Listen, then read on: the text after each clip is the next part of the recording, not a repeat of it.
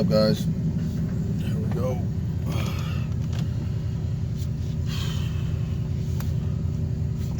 Word of the day is what the word had to say today, anyway. Sorry. Running over curbs. Not the greatest of drivers. I mean, I don't get in wrecks, or I don't, really get pulled over ever. I'm not a good driver. I'm an alright driver. Anyway, where I'm from, you don't have to be a great driver because there's not a whole lot of cars on the road all the time, so it's definitely a lot different when I go to Austin or something like that. Well, but today we're going to talk about how nothing's ever good enough for the narcissist. Oh yeah, our word of the day. Your breakthrough's coming, guys. Whether you are praying for your narc to get right, whatever you're praying for, whatever promises that you're reading in the Bible, God is faithful to those, and you got to show extreme faith to get things like that. And that's in every walk of life. I don't care what you believe or who you believe in, or that is going to be a reoccurring common thing. Faith. I believe in the Most High God, and when you go away from Him because things aren't going right, or you go to Him only when things go right, God's going to build your character. He's getting you ready for heaven. And He's going to build you in whichever way He sees fit. Sometimes it sucks. Are you going to still have faith when He takes everything from you, when you don't understand? Are you going to question Him, or are you going to curse Him? I've been guilty of all of that. But your breakthrough's coming, guys. Stay faithful. Whatever that is, whatever your dream, whatever the vision is, hold on to that. And if you don't have a vision, get one. Ask God. Ask Him. A lot of people, they don't know what they're here for. They don't know what they're on earth for. I tell people all the time, well, so you've only had a couple jobs and you haven't worked. Well, all of this crap that you've been doing has been getting you ready for your real job. And they said, well, what's that? I said, ask God, and He'll tell you what your real job is. That's your number one goal and priority in life should be getting to heaven. If you're not trying to get to heaven, I don't know what you're doing out here. These things ain't going to go your way anyway. And at the end of the day, you're just going to be miserable. So you might as well do His work. It says His load is light. Boy, I could use a lighter load. Entrepreneur, if you guys want to be entrepreneurs, or if you are an entrepreneur, it's awesome, but it is, you're gonna have to put in the work. Nothing is ever good enough for the narcissist. That sucks. Okay. Just imagine absolutely doing everything for someone. And I'm not going to say there wasn't give and take. As a man, I'm a provider. She wanted to stay home. Did she come to work sometimes? She came to work when she wanted.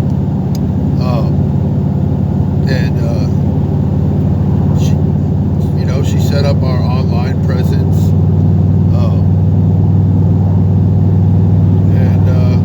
She pretty much did what she wanted, but as far as, nothing ever being good enough, it just didn't matter. I could, buy her car, buy her phones, she could have everything you want, and, there's still always going to be a complaint with them. See, when everything's all right with them, and everything is going good, they are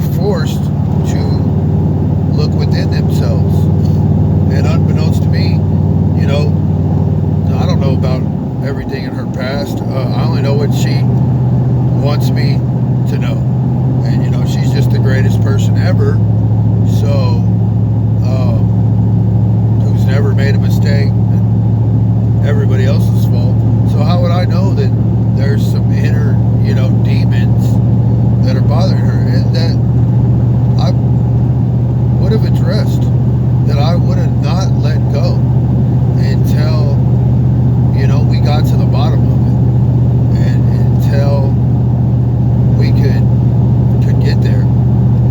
But see, that's why you can't make it work. For one, they're not going to be honest. It sucks. They're highly manipulative.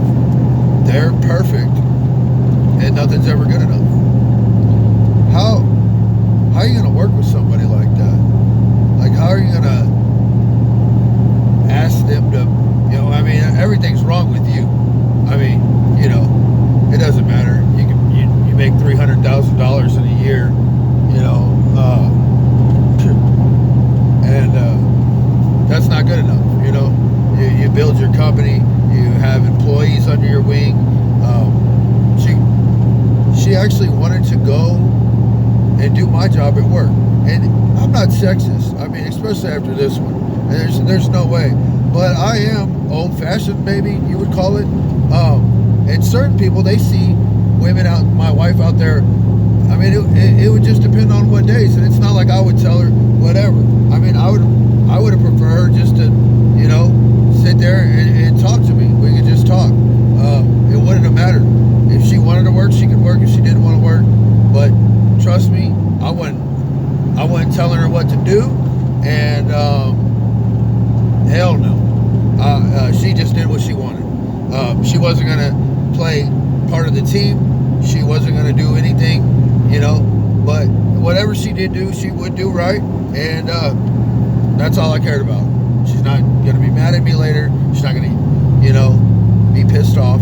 But certain things you just gotta take up. Like, look, you're not, because you are, and I don't know what she is at this point, but I know that she is out of line. And I know this is completely out of line. You're not going to go boss other grown men around at work. That's not what you're going to do. You want to be the boss, then you can do some other boss type stuff, or we can open you a business, and you can hire whatever and boss whoever you want. But in a construction work area, not that not that men couldn't take direction from a woman, none of that. But I'm a mom and pop shop. I'm not no corporate, American, whatever. I got some good old boys that work for me, and the last thing they want is some prissy ass girl coming to tell that they've never even seen work, don't even know if she can work, and and maybe she could have done it in a right way, and maybe every now and then to step in for me, okay.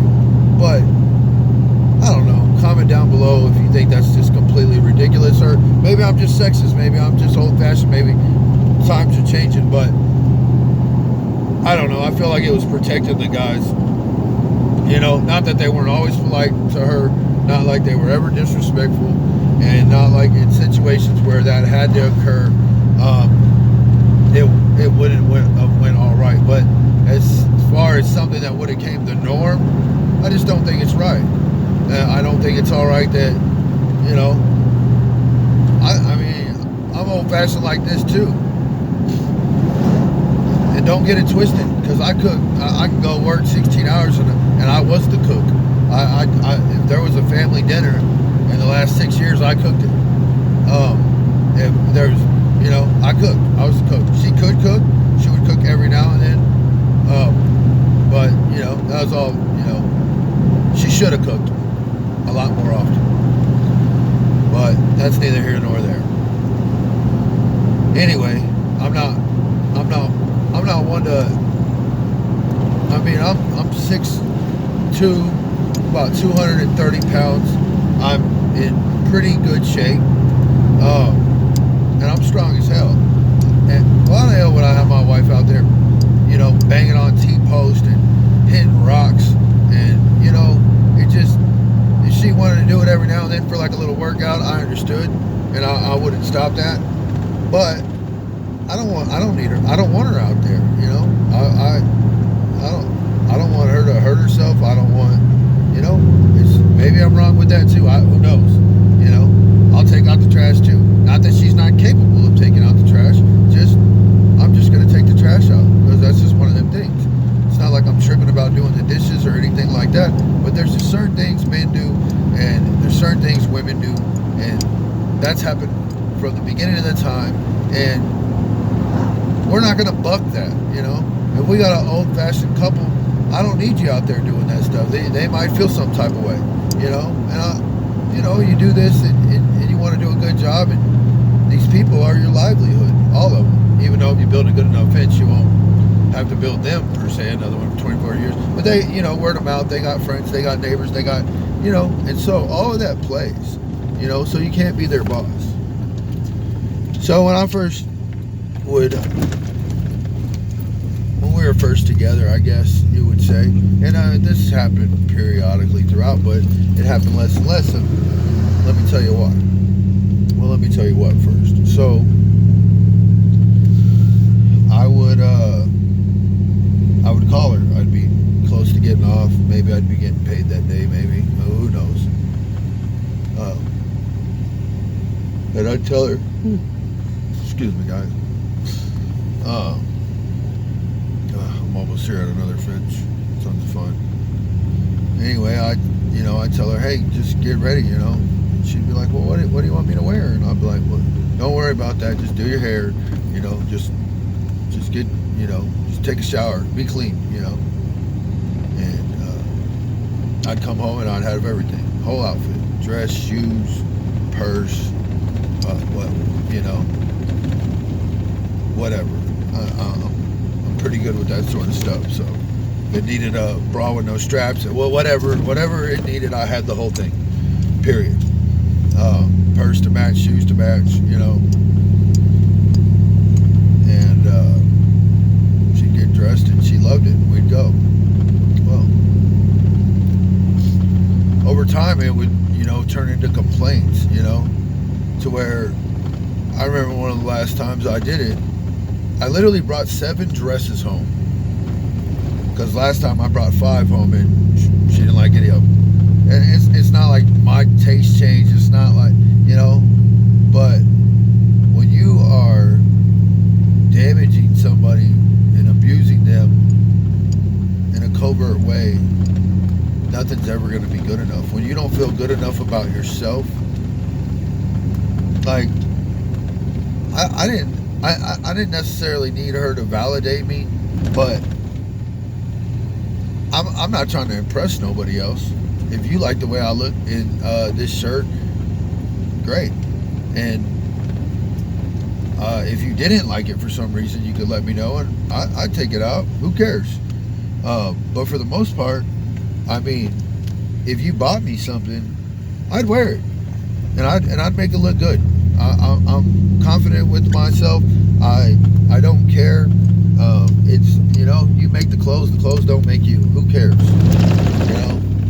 And it's not like I was just, you know, started bringing home some hideous stuff all of a sudden, or I lost my taste. No, it'd be, you know, and I'm talking, I'd buy the purses. I'd already went, you know, at one point I just went and bought her every kind of little colored shoe that, you know, nice, you know, high heel, whatever, you know, going out, nice shoes, you know, red ones, blue ones, yellow ones, gold ones, silver ones, black ones, you know, purple ones, like, she had every color, white ones, you know, so, you know, at least then I only had to buy the dresses, and then, purses, you know, all of that, so she had all of that already, you know, so it's not like she couldn't have picked one of these dresses and it just be good enough, you know, but nothing's ever good enough, see, because when everything gets good, and it sucks that they want you to fail. When I found that out, it's just like, it made sense why like every time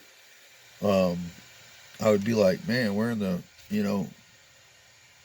4th quarter, you know, we're up by 10, 2 minutes to go. It's time to, you know, take the next step of life, you know, and I mean, she wasn't clutch. I would just say that. Not clutch. Narcissists are not clutch. It's intentional when you find out that it's, because I would be like, man, it's like she just, sabotages me, and I'd be like, and it bothered me so much because I'd be like, she has everything. It's just like she can't put it all together. And you tell them that they're sabotaging you intentionally or anything. That's not going to go over well, guys. But at some point, you're just like, it's why?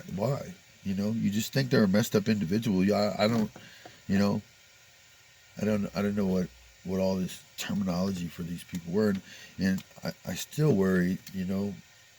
They say they can't change, and I'm praying to God that something does happen, and something does to where she does want to change and be respectful and be good. It's almost like I couldn't show her the way because she just thought her way was the way, but it's not even that her way's the way. It's that she has no idea what the way is, and she has so much guilt inside that when everything is okay, it's like she can't do it. And there has to be some sort of chaos. There has to be turmoil. There has to be, and it sucks because it doesn't have to be like that. She was safe. She was good. I liked being around her. Of course I did. I mean, she mirrored me. She, everything that I liked, she happened to like. She, she really, really, really did her homework. But then she tried to be something that she thought that I wanted, and all I really wanted was her. However she came, whatever package it came with, however it was, just be nice and respectful to me. And I mean, I would have had it. There's nothing that I couldn't have done. Period.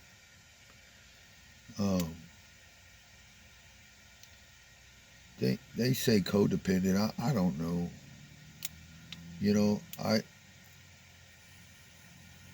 My dad said this in one time. He said, "Man, if it wasn't for you guys and your mom, I'd work at McDonald's." And I don't know why that stuck, but it makes sense to me as a man. Like, if you don't have your family, if you don't have, why would you? And I understand why guys leave now. I understand why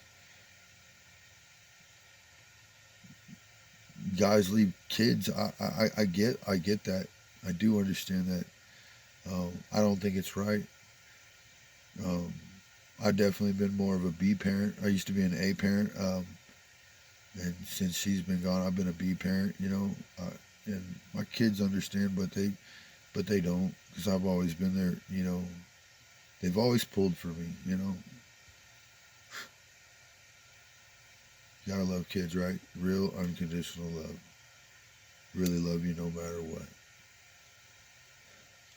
And but anyway, why? I don't understand. Maybe someone can tell me.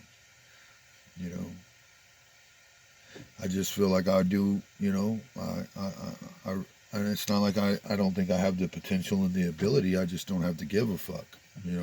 Maybe my give a fuck's gone.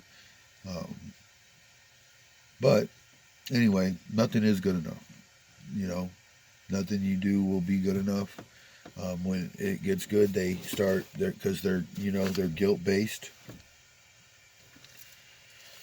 I'll tell you one more story, and then I gotta get the guys going.